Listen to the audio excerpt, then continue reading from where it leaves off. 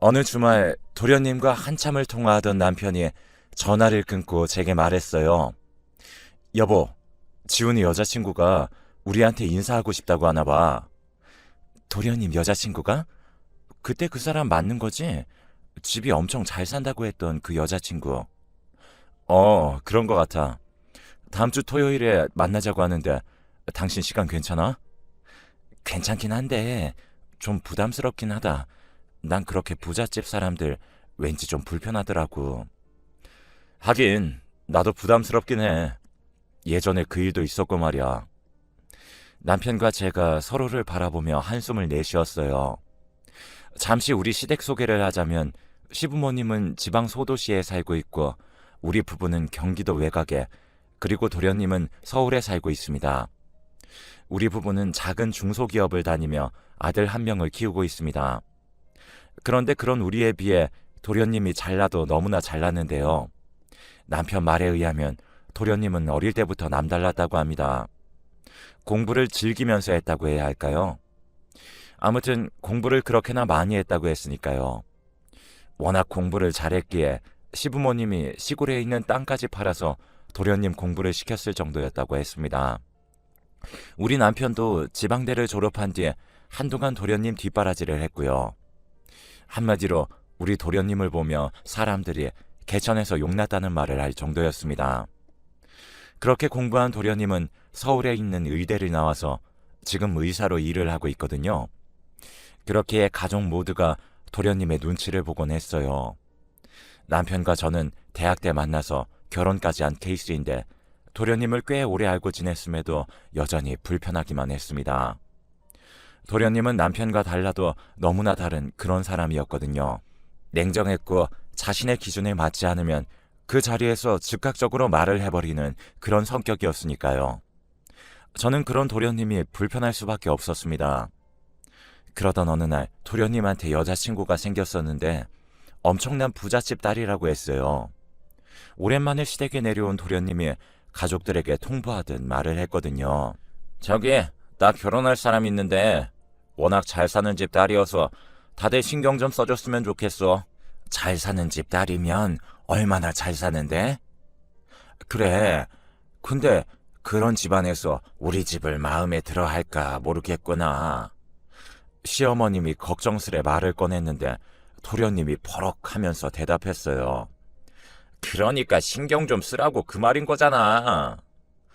아니, 우리 보고 뭘 어떻게 신경 쓰란 말이야. 그걸 내 입으로 꼭 말해야 해? 내가 돈 좀 줄 테니까 집 도배, 장판도 새로 하고 이래저래 신경 좀 쓰란 말이야. 그리고 이 그릇들도 좀 바꾸고. 그 집은 얼마나 잘해놓고 사는지 알기나 해? 아니, 그러게. 그냥 평범한 사람을 데리고 오면 좀 좋아. 시아버님의 얼굴에 불편함이 가득해 보였어요. 엄마 아들이 잘나서 그런 여자를 만나고 있다는데 꼭 그렇게밖에 말을 못해? 그러니까 가족들이 도와줘야 하는 거 아니냔 말이야. 도련님이 신경질적으로 말을 했어요. 그리고 옆에서 가만히 듣고만 있던 남편이 도련님의 말에 몸을 들썩였는데요. 제가 그런 남편을 조용히 말렸습니다. 다음날 도련님이 서울로 올라갔고 남편이 제게 조용히 말했어요. 아니, 지가 잘났으면 얼마나 잘났다고 전할 일을 쳐?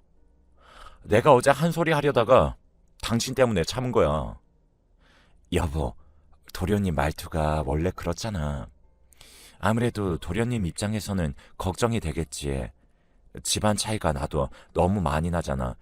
그니까 너무 그러지 마. 당신이랑 도련님이 다투면 어머님 아버님의 심정이 어떻겠어? 이럴 땐 그냥 형이 참아줘야 하는 거야. 라며 제가 남편을 달랬습니다. 사실 가족들 모두 도련님을 불편해했어요. 특히나 저는 도련님이 더 불편할 수밖에 없었고요. 거기다 엄청난 부잣집 딸이라고 하니 더 걱정이 될 수밖에요. 그렇게 며칠 뒤에 도련님 여자친구를 만나기로 한 날이 되었고 혹시나 도련님께 누가 되지는 않을까 싶어 만나기 며칠 전 백화점에서 옷까지 새로 샀습니다. 그리고 당일날은 미용실에서 머리까지 손질받고 새로 산 구두까지 신고 약속 장소로 갔습니다. 약속 장소에 도착해보니 역시나 으리으리한 그런 곳이었는데요. 그 건물 앞에 있는 것만으로도 주눅이 들 정도였으니까요. 식당 안으로 들어가자 직원이 우리를 예약된 룸으로 안내를 해줬어요. 직원이 문을 열자마자 도련님 여자친구가 활짝 웃으며 인사를 했는데 그냥 한눈에 봐도 귀티가 흐르는 그런 모습이었다고 해야 할까요? 아무튼 도련님 여자친구는 우리와는 전혀 다른 세계에 사는 그런 사람처럼 보였습니다. 그런데 우리 모습을 보던 도련님이 화가 난 듯 잔뜩 인상을 쓰고 있었어요. 우리도 나름 엄청 신경을 쓰고 나갔는데 뭔가 마음에 안 들어 보인다는 그런 표정이었어요. 그 바람에 저는 더 눈치가 볼 수밖에 없었고요. 식사를 하며 이런저런 이야기를 하는 내내 도련님의 표정이 좋지 않았기에 밥이 입으로 들어가는지 코로 들어가는지 모를 지경이었습니다. 그저 그 자리를 빨리 벗어나고 싶은 생각뿐이었거든요. 사실 그때 무슨 말을 했었는지조차도 기억이 나지 않을 정도였으니까요. 그렇게 잠시 뒤에 집으로 돌아온 남편과 저는 다리에 힘이 풀릴 지경이었기에 소파에 털썩 주저앉은 채 꼼짝도 못하고 있었어요. 그런데 시간이 얼마나 지났을까요? 도련님한테 전화가 걸려온 모양인데요. 그게 지금 우리한테 할 소리야? 네 형수님이나 나나 너한테 패키치지 않을까 싶어서 아침 일찍 미용실도 다녀오고 멀리 있는 백화점까지 가서 옷까지 사서 입고 간 거야. 근데 뭐가 어쩌고 저쩌지? 우리가 쪽팔려? 너 지금 그게 할 소리야? 남편이 도련님에게 화를 내며 소리치고 있었어요. 둘이서 워낙 흥분한 채 소리치고 있었기에 통화 내용이 고스란히 들릴 정도였어요. 머리를 손질받았다는 게 그런 거야? 차라리 그냥 나오지 그랬어.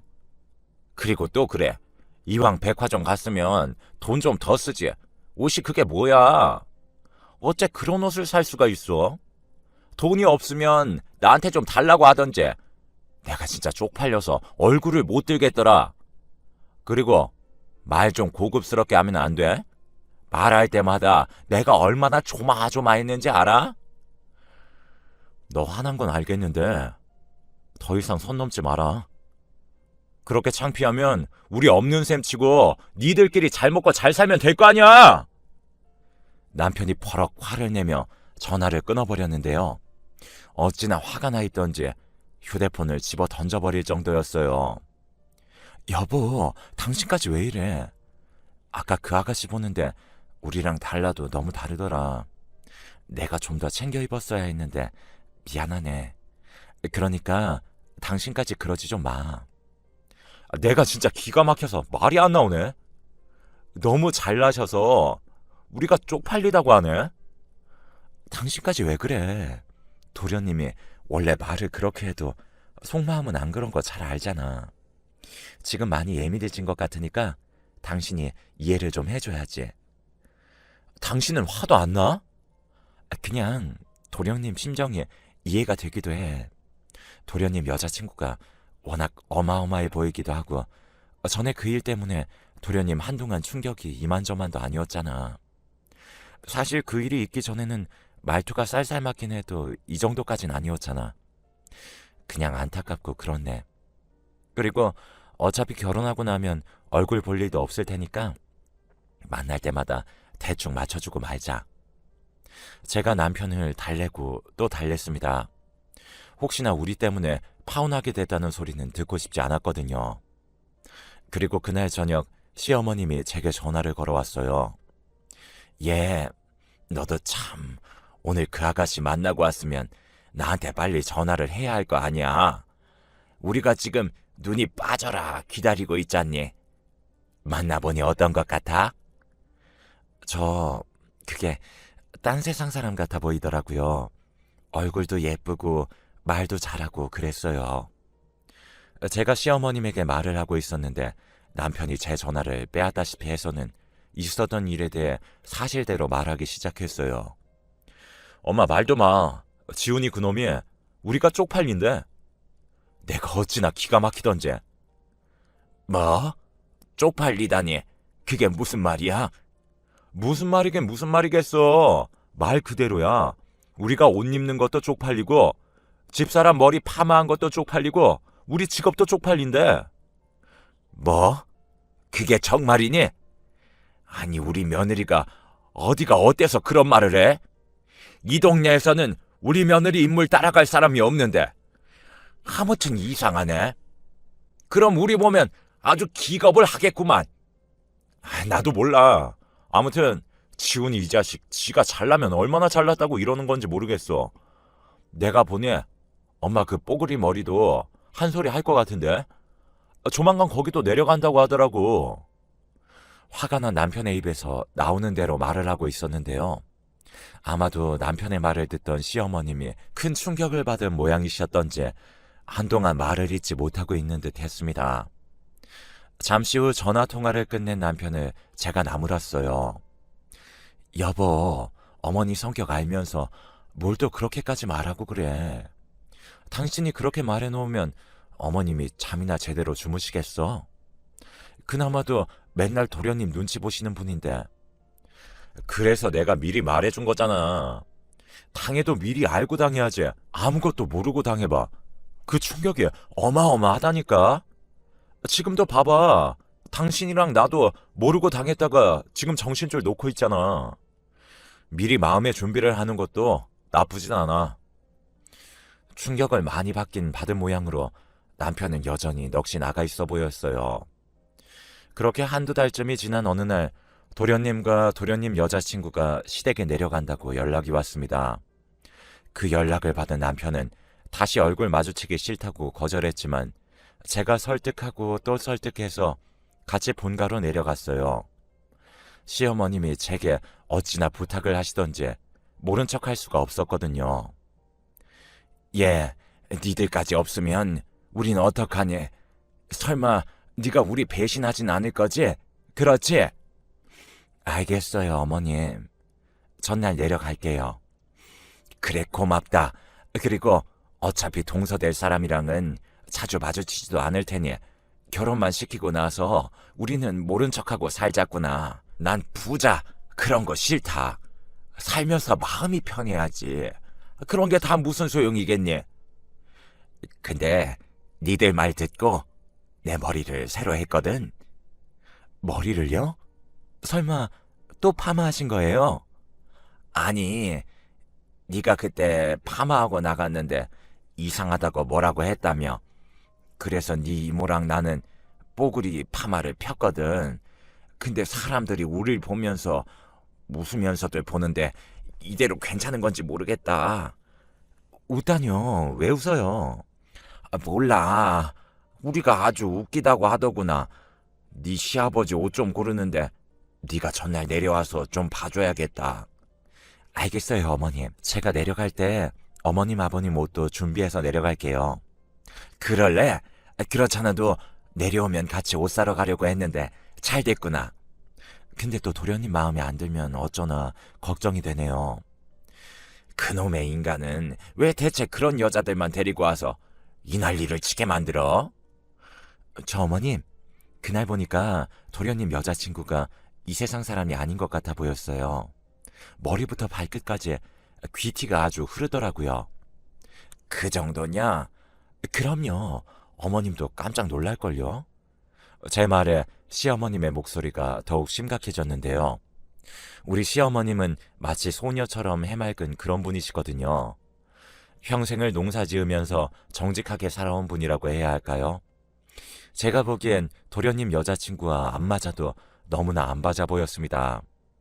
그래서 혹시나 시어머님이 상처라도 받지 않을까 싶어 걱정이 될 수밖에 없었어요. 그렇게 도련님과 여자친구가 내려오기로 한 날이 다가왔고 우리는 전날 시댁으로 내려갔습니다. 그런데 시댁으로 내려가서 시어머님과 이모님의 모습을 보고는 그만 경악을 금치 못했는데요. 도련님이 제 파마머리를 가지고 한마디를 했다는 말을 듣고 시어머니와 이모님이 뽀글이 파마를 폈던 모양인데요. 미용실에서 어찌어찌 손을 봐주기는 한 것 같은데 머리카락이 축 늘어진 게 마치 깻잎 마냥 달라붙어 있었거든요. 조금 과하게 말하자면 미역줄기를 머리에 덕지덕지 붙여놓은 것 같았다고 해야 할까요? 어머님, 머리가 이게 뭐예요? 왜, 뭐가 이상하니? 시어머님이 심각한 목소리로 물었는데요. 두 분의 모습이 어찌나 웃기던지 웃음을 참기 위해 뒤를 돌아봐야 할 정도였어요. 그 와중에 시아버님이 혀까지 차면서 한마디를 했어요. 웃긴 정도가 아니라 아주 꿈에 나올까봐 무섭다니까. 저 정도면 전설의 고향 귀신이 왔다가 울고 갈 정도라니까. 예, 너 솔직히 말해야 한다. 네? 어떤 걸요? 네 시어머니 머리 어때? 내가 보기엔 지훈이 여자친구가 두 사람 모습 보고 도망간다에 한 표야. 내일 한바탕 난리가 날 거라니까. 어제도 새벽에 물 마시러 일어났다가 네 시어머니 머리 보고 내가 놀라 자빠질 뻔했잖니. 예, 네 시아버지 말이 사실이냐? 그럼 이 일을 어쩌면 좋니? 어머님, 우선은 머리를 어떻게 해야 할 것 같아요. 내일 아침 일찍 일어나서 고데기로 웨이브를 좀 더 넣어봐야겠어요. 라며 제가 시어머님을 달랬습니다. 그리고 다음날 꼭두 새벽부터 일어나서 시어머님의 머리를 손질하기 시작했는데요. 어머님, 고데기가 좀 뜨거울 수 있으니까 뜨거워지면 말씀하세요. 알았다. 근데 이게 뭔 난리야. 난 정말 부잣집 며느리 그런 거 다 필요 없다. 그러니까 우리는 상관하지 말고 지들끼리만 잘 살았으면 좋겠구나. 어머님, 우선 결혼부터 시키고 보자고요. 괜시리 우리 때문에 또다시 파혼했다 그런 말 나오면 안 되잖아요. 아, 그래. 만약 그랬다가 우리를 얼마나 원망하겠냐. 아, 뜨거. 이거 뭐 타는 냄새가 나는 것 같은데 너 잘하고 있는 거 맞냐? 홀랑 다 타버린 거 아니겠지? 어머님, 지금 최선을 다하고 있으니까 움직이지 좀 마세요. 아우, 뜨거운데 빨리 좀 해봐라. 시어머님이 온몸을 비틀어대고 있었는데요. 방 안으로 들어서던 시아버님이 잔뜩 인상을 쓰며 말했어요. 아니, 이게 뭔 냄새야? 무슨 냄새가 이렇게 나? 머리 하는데. 아버님, 지금 심각하니까 말 시키지 마세요. 예, 그런데 네 시어머니 머리카락 펴기도 전에 다 타버리겠다. 아버님, 자꾸 그러시면 이따가 아버님 머리 손질 안 해드릴 거예요. 지금 아버님 머리 어떻게 되어 있는지 알고 계신 거죠? 알았다, 알았어. 그냥 농담이야, 농담. 시아버님이 간신히 웃음을 참으며 거실로 나갔습니다. 그렇게 두 분의 머리 손질을 마친 후 다 같이 음식 준비를 하기 시작했어요. 이모님까지 출동해서 나름 정성껏 음식을 준비했습니다. 혹시 몰라 시댁에 내려오기 전에 백화점에 가서 그릇까지 다 사서 내려갔었는데요. 예, 어쩜 그릇이 이렇게나 예쁘니? 제가 엄청 심사숙고해서 고른 건데 괜찮아요? 그럼 아주 예쁘구나. 역시 우리 맏며느리가 최고다. 근데 혹시 니들 이거 다시 가지고 갈 거니? 아니요. 이걸 왜 가지고 가요? 어머님 두고 쓰시라고 넉넉하게 사온 거예요. 그래? 아주 보면 볼수록 이쁘구나. 그릇을 보던 시어머님이 좋아서 어쩔 줄을 몰라 했어요. 그 모습을 보는데 가슴 한켠이 아려왔습니다. 평생을 시골 마을에서 사셨던 시어머님은 유난히도 그런 욕심이 많았어요. 예쁜 그릇에 정성껏 만든 음식을 담아서 가족들에게 먹이는 게 유일한 낙이었다고 해도 과언이 아닐 정도였으니까요. 아무튼 도련님과 도련님 여자친구가 도착하기 전에 완벽하게 세팅을 하고 기다리고 있었습니다. 진수성찬이 차려진 상을 내려다보며 시어머님이 말했어요. 괜시리 너까지 고생시켜서 미안하구나. 근데 난 부잣집 며느리보다 같이 있으면 마음 편한 네가 훨씬 더 좋구나. 쟤들 결혼만 시키면 그냥 우리끼리 잘 살자꾸나. 어머님, 그래도 둘째 며느리인데 잘 지내려고 노력은 해봐야죠. 내가 보기엔 노력해서 될 일이 아니다. 니들한테 뭐라고 했을 때부터 난 그다지 마음에 들지 않더구나. 다만 우리 원망하는 소리 듣기 싫어서 이렇게 하는 것뿐이다. 시어머님의 얼굴에 실망감이 가득해 보였어요. 잠시 후 도련님과 여자친구가 도착을 했고 가족 모두가 눈치를 보며 인사를 했습니다. 도련님 여자친구는 역시나 빛이 났는데요. 다시 봐도 참 예쁘고 부티가 난다는 생각이 절로 들 정도였어요. 간단하게 인사를 하고 식사를 하기 위해 앉았는데요. 엄마, 도배 장판 좀 고급스러운 걸로 하지. 정말 진짜. 우리 아영이는 좌식 생활을 해본 적이 없어서 불편해할 텐데 그런 것 좀 신경 좀 써주지. 그랬니? 그건 미처 몰랐구나. 근데 식탁이 작아서 어쩔 수가 없었다. 아, 네. 어머님, 저는 괜찮아요. 엄마, 그리고 머리가 그게 뭐야? 오늘 같은 날은 옷도 좀 잘 차려입지. 그게 뭐야? 아니, 우리 딴에는 엄청 신경을 쓰긴 했는데 별로니? 이러니까 시골 아줌마라는 소리를 듣는 거야. 도련님이 툴툴거리며 말했어요.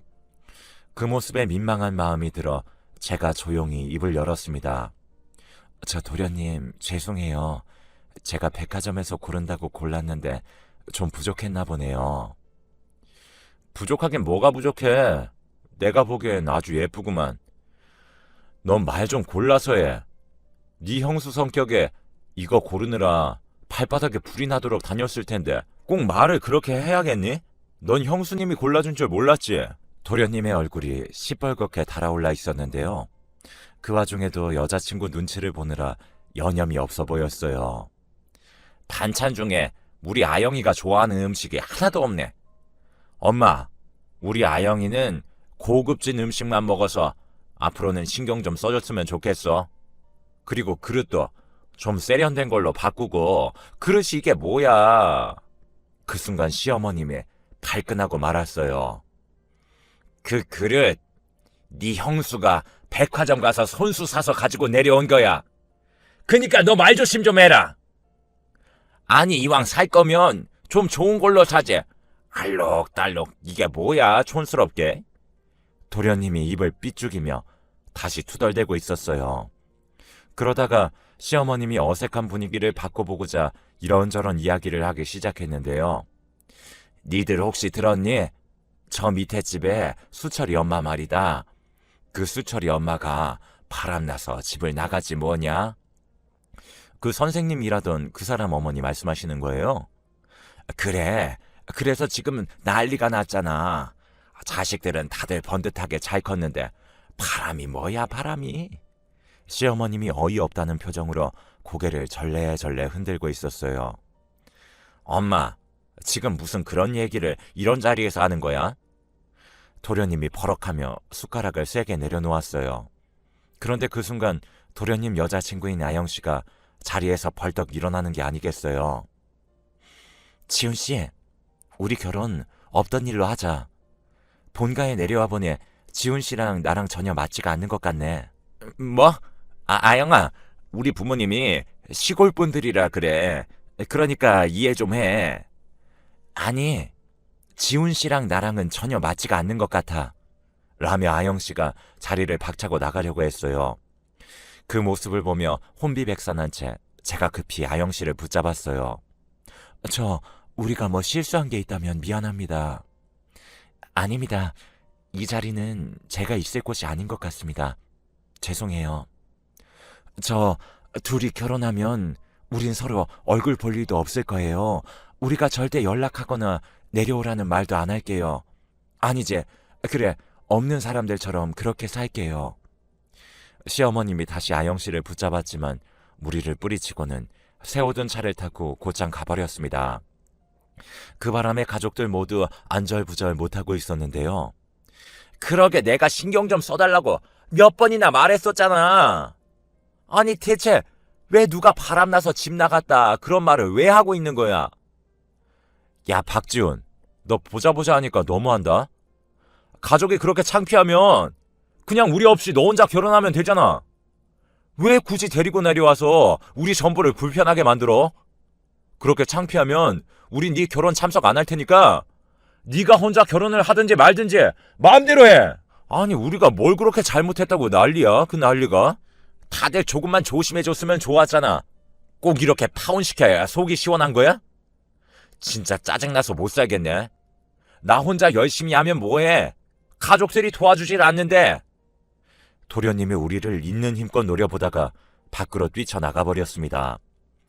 그 모습에 제가 놀란 채 발만 동동 구르고 있었는데 괜히 우리 때문에 또 파혼한다고 하면 어떡해요? 파혼한다고 하면 어쩔 수 없는 거 아니겠어? 이게 우리 원래 모습인데 어떻게 마음에 안 든다고 하면 어쩔 수 없는 거지. 그래도 우리 때문에 또 파혼하면 도련님이 얼마나 속상하겠어요. 그렇게 집안이 난리가 났고 시어머니뿐만이 아니라 시아버님의 표정도 심상치가 않아 보였습니다. 그리고 도련님은 내내 우리를 원망하고 있었고요. 그러던 어느 주말 모르는 번호로 전화가 걸려와서 전화를 받았는데 도련님 여자친구인 아영씨였어요. 첫 만남 때 아영씨가 제 전화번호를 물어봤었기에 제가 알려줬었거든요. 너무나 놀란 나머지 제가 말까지 더듬었는데요. 아영씨가 우리 집 근처라고 하면서 잠시 만날 수 있는지 물어봤습니다. 딱히 거절할 이유도 없었고 저를 만나러 멀리까지 왔다는 말에 무거운 마음으로 아영씨를 만나러 갔어요. 거기다 저를 찾아온 이유가 궁금하기도 했거든요. 아영씨가 저를 보자마자 벌떡 일어나서 인사를 했어요. 제가 갑자기 찾아와서 많이 놀라셨죠? 네, 사실 좀 놀라긴 했습니다. 우리 도련님 지금 식사도 못하고 폐인처럼 지내고 있거든요. 우리 도련님하고 다시 연락하거나 그러지는 않는 거죠? 네, 근데 아직까지는 연락 오는 거 다 피하고 있어요. 저 그날 우리 때문에 불편했다면 진짜 미안해요. 근데 도련님이랑 아영씨가 결혼하고 나면 우리는 신경 안 써도 될 거예요. 우리 시부모님도 자식들 일에 막 터치하고 그런 분들이 아니시거든요. 그날 우리가 말실수한 게 있다면 그것도 미안해요. 우리 딴에는 혹시나 어색할까봐 이런저런 얘기를 꺼내다 보니 오해가 좀 있었던 것 같아요. 그런데 제 말을 듣던 아영씨가 충격적인 사실을 말했어요. 사실 그날 일이 너무 죄송해서 이렇게 찾아왔어요. 그리고 저는 가족분들에게 아무런 불만도 없어요. 네? 그게 무슨 말이에요? 그럼 그날 왜 그렇게 가버린 거예요? 그 부분은 입이 10개라도 드릴 말씀이 없습니다. 그래서 사과를 드려야 할 것 같아서 이렇게 찾아왔어요. 근데 지훈 씨 행동에 너무 많이 실망해서 그랬어요. 지훈 씨가 가족들에게 너무 함부로 해서 제가 알던 사람이 맞나 싶은 생각이 들면서 머릿속이 너무 복잡했거든요. 아니, 그럼 우리 가족 때문에 그런 게 아니라 도련님 행동 때문에 그랬단 말인가요? 그렇죠. 평소 제가 알던 지훈 씨는 마냥 자상하고 착한 사람이었는데 그날 가족들한테도 막말을 많이 해서 저도 좀 많이 놀랐거든요. 그럼 첫 만남에서 제 머리랑 옷이 이상했다는 말도 아영 씨가 한 말이 아니었던 건가요? 머리랑 옷이요? 지훈 씨가 뭐라고 했는데요? 아니, 제 머리랑 옷이 좀 이상하다고 우리 남편한테 뭐라고 했다고 하더라고요. 세상에나, 전 그런 말 한 적 없어요. 그리고 그날 두 분이서 워낙 깔끔하고 단정하게 하고 나오셔서 그런 생각 자체를 못 했는걸요? 그렇게 알게 된 사실인데요. 우리가 마음에 안 든다고 했던 그 모든 것들은 도련님이 지레 걱정을 하고 했던 말이었다고 하네요. 저는 진짜 그런 말 한 적도 없어요. 오히려 두 분 모습이 워낙 보기 좋아서 안심이 되었던걸요. 아, 아마도 우리 도련님이 너무 스트레스를 받아서 그랬나 보네요. 사실 우리 도련님이 그런 막말을 하는 사람은 아니었는데 전에 사귀던 여자가 우리 집안이 마음에 안 든다면서 도련님한테 상처를 좀 많이 줬었거든요. 아마도 그때 받은 상처 때문에 더 그랬던 것 같네요. 지훈 씨한테 그런 일이 있었다는 건 잘 모르고 있었어요. 당연하죠. 오래된 일이긴 한데 그때 도련님이 상처를 좀 많이 받았거든요. 그 여자가 어찌나 독했는지 도련님한테 모진 말이란 모진 말은 다 했거든요. 그 뒤로 도련님한테 약간의 트라우마가 생겼던 것 같아요. 그 전까지는 우리 도련님이 가족들도 엄청 챙기고 그런 사람이었거든요. 제가 이런 얘기까지 해도 될지 모르겠지만 사실 우리 친정 형편이 많이 어려운 편이에요. 근데 한 번에 우리 엄마가 교통사고가 나서 진짜 경황이 너무나도 없었는데 치료받고 퇴원 수속을 하려고 했더니 누군가 병원비를 다 계산했더라고요. 그래서 여기저기 알아보니 우리 도련님이 몰래 와서 병원비만 계산하고 갔다는 걸 알았어요. 그땐 어찌나 미안하고 고맙던지 제가 도련님한테 고맙다는 말을 몇 번이나 했는데 도련님이 가족끼리인데 괜찮다고 하더라고요. 그 말을 듣는데 눈물이 끝도 없이 쏟아졌어요. 물론 도련님이 공부만 하던 사람이라 뭐 애살이 많다거나 말을 막 따뜻하게 하거나 그런 사람은 아닌데 그 누구보다도 가족들을 아끼는 그런 사람이거든요. 근데 그때 그 여자가 도련님 마음을 너무 헤집어 놔서 그때 트라우마가 생겼던 것 같아요. 우리 도련님이 아영씨 엄청 좋아하거든요. 도련님 자신과는 다르게 아영씨는 마음이 따뜻해서 좋다는 말을 몇 번이나 했는지 모르겠어요. 근데 우리 도련님도 마음이 참 따뜻한 사람이에요. 그건 제가 보증할 수 있어요. 제가 힘주어 말을 했어요.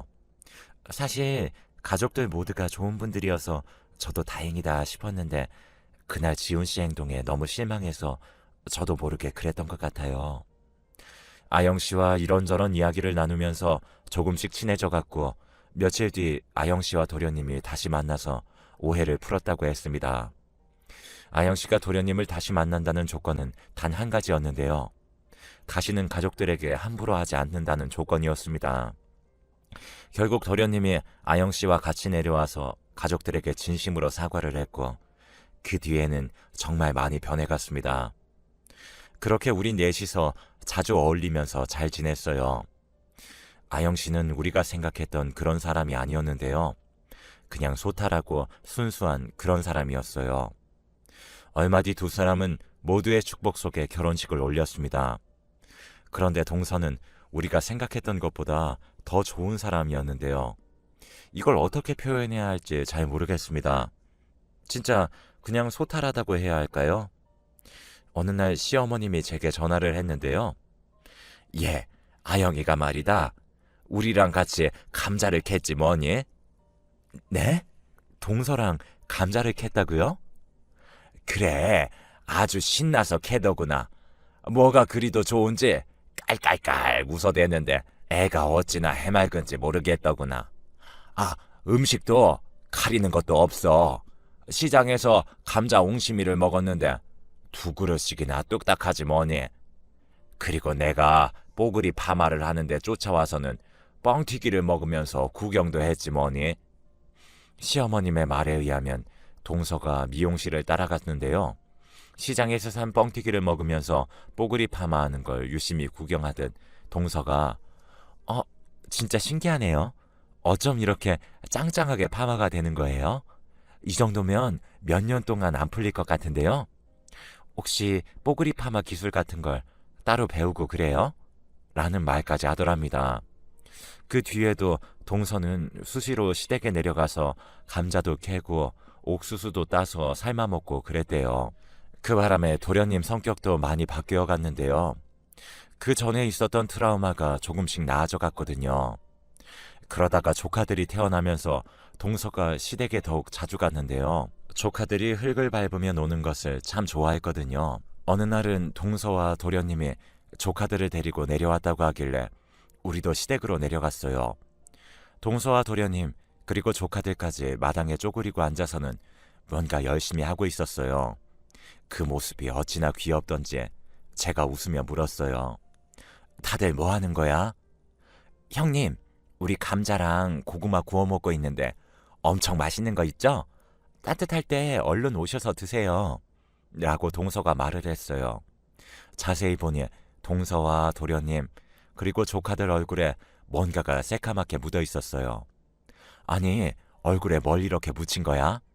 그리고 이건 다 뭐야? 아, 얼굴에 뭐가 묻었어요? 고구마 구워서 먹느라 잘 몰랐어요.